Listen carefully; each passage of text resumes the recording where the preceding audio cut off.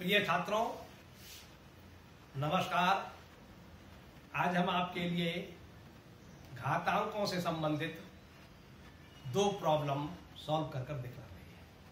पहली प्रॉब्लम जो है वह एमबीए की परीक्षा में 2008 में आ चुकी है और दूसरी प्रॉब्लम जो है वह एमबीए की परीक्षा में 2006 में। क्लियर? तो देखिए, पहली हमारी प्रॉब्लम है, यदि x तथा y ऐसे दो धन पूर्णांक हैं कि m की घातांक n बराबर 25 हो तो m की घातांक n की घातांक m बराबर प्रश्नवाचक के निशान लगा है, अर्थात हमें n की घातांक m का मान ज्ञात करना है। ये प्रश्न जो है BCA की परीक्षा में 2008 में आ चुका है। तो हम लिखेंगे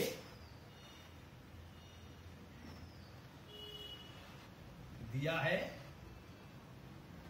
m की घातांक n बराबर 25, क्योंकि LHS में जो राशि लिखी हुई है वह घातांक के रूप में लिखी हुई है, इसलिए RHS की राशि को भी हम घातांक के रूप में बना सकते हैं। तो 25 के स्थान पर लिख सकते हैं हम 5 की घातांक 2। तो m की घातांक n बराबर हो गई 5 की घातांक 2। अब LHS में जो आधार है वह m है, ये तो हमारा आधार है, और ये n जो है वह घातांक है, और RHS में जो है 5 हमारा जो है वह आधार है, और ये 2 जो है वह घातांक है। तो जब LHS और RHS में घातांकों के रूप में संख्या लिखी हुई है और एक ही संख्या LHS में लिखी हुई है और एक ही RHS में लिखी हुई है, दो तीन संख्या नहीं होना चाहिए, उनके पीछे प्लस का माइनस का गुणा भाग का निशान होगा तब नहीं। अगर एक ही संख्या LHS में है और एक ही संख्या जो है वह RHS में है और घातांक के रूप में दोनों लिखी हुई है और वे आपस में बराबर है, तो LHS का आधार जो है वह RHS के आधार के बराबर होगा और LHS की घातांक जो है वह RHS की घातांक के बराबर होगी। इसका मतलब ये हुआ कि हम यहाँ पर तुलना करेंगे तो हमें m बराबर तो प्राप्त होगा 5 के और n बराबर प्राप्त होगा 2 के। इस प्रकार से हमारे लिए जो प्रतिबंध दिया हुआ था उसकी सहायता से हमने ये पहले मालूम कर लिया कि m का मान कितना है और n का मान कितना है, और ये मान हमारे सही भी है।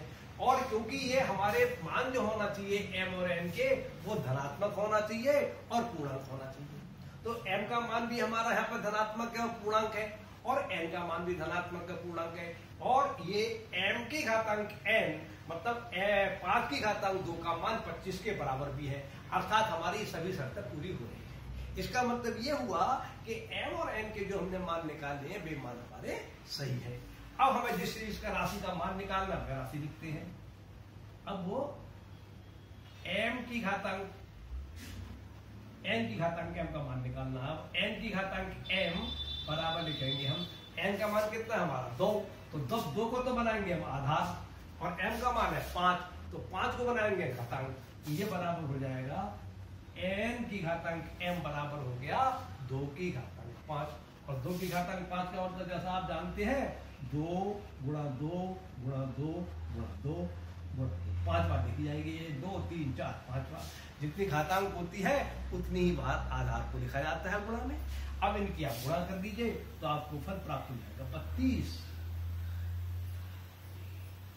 इस प्रकार से आपको ये उत्तर प्राप्त हो गया। आपके जो प्रश्न पत्र में ये प्रश्न आया था उसमें विकल्प दिए हुए थे, मैंने विकल्प नहीं लिखे हैं, मैं केवल आपको प्रश्न को सॉल्व कर दिखला रहा हूँ। क्लियर? तो इस प्रकार से ये आपका पहला वाला प्रश्न सॉल्व हो जाता है। ये BCA की परीक्षा में 2008 में आ चुका। अब मैं आपको दूसरा प्रश्न समझा रहा हूँ, ये भी घातांक से संबंधित है। हमारे लिए दूसरे प्रश्न में दिया हुआ है, यदि x बराबर y की घातांक a, y बराबर z की घातांक b तथा z बराबर x की घातांक c की घातांक z बराबर c की घातांक x हो, नहीं ये गलत हो गया हमारा, यहाँ पर गलत लिख गए हम, z बराबर x की घातांक c लिखा जाएगा, ये गलत लिख गए थे हम। z बराबर x की घातांक c हो तो ABC का मान ज्ञात करो। मैंने यहाँ पर थोड़ा गलत लिख दिया था, दोबारा बोल देता हूँ।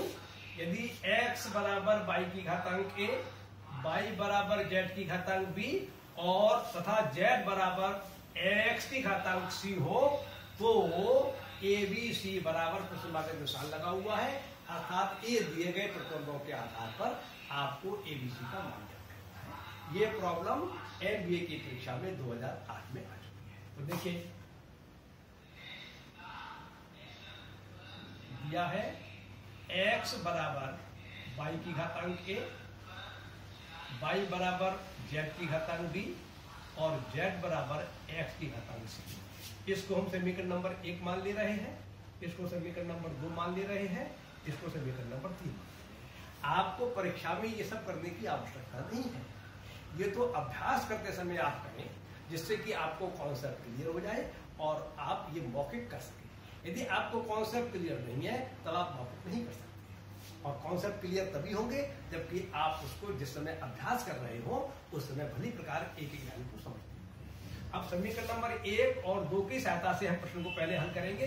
तो लिखेंगे समीकरण 2 से y का मान समीकरण 1 में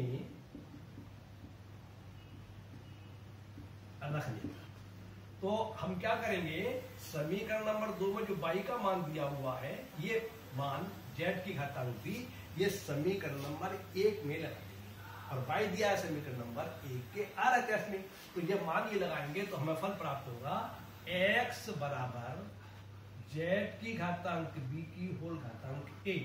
क्लियर? और आपको ये नियम मालूम होना चाहिए, यदि मान लीजिए x की घातांक a की होल घातांक b है तो इसको लिख सकते हैं हम x की घातांक ab। क्लियर? अगर मान लीजिए p की घातांक l की घातांक m लिखा हुआ है तो इसे आप लिख सकते हैं p की घातांक l इंटू m। ये सभी नियम आपको भली प्रकार से स्पष्ट होना चाहिए, याद होना चाहिए। चाहे उसका प्रूफ याद हो ना हो ये बात अलग है, लेकिन आपको ये मालूम होना चाहिए कि हाँ ये नियम होता है। सब नियमों के प्रूफ तो आप उस समय थोड़ी करके देखेंगे परीक्षा में, हाँ ये स्पष्ट होना चाहिए कि हाँ ये नियम है, हम नियम सही लगा रहे हैं। तो इस नियम के आधार पर हमें फल प्राप्त हो जाएगा x बराबर z की पावर a इंटू b।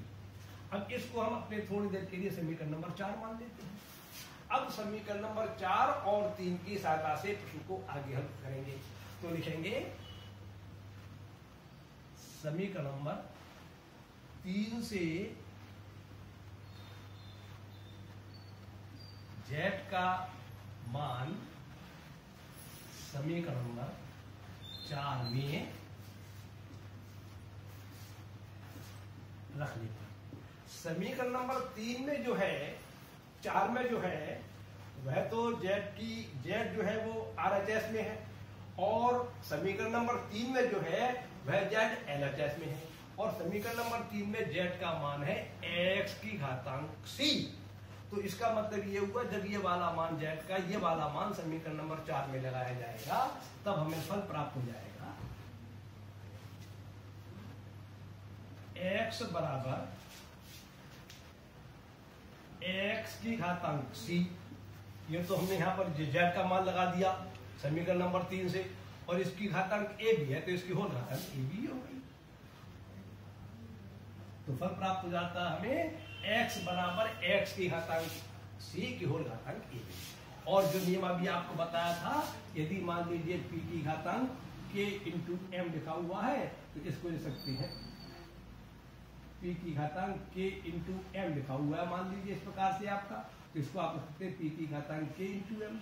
इसी नियम के आधार पर जब RHS को सॉल्व करेंगे तो फल प्राप्त होगा x की घातांक abc। क्लियर?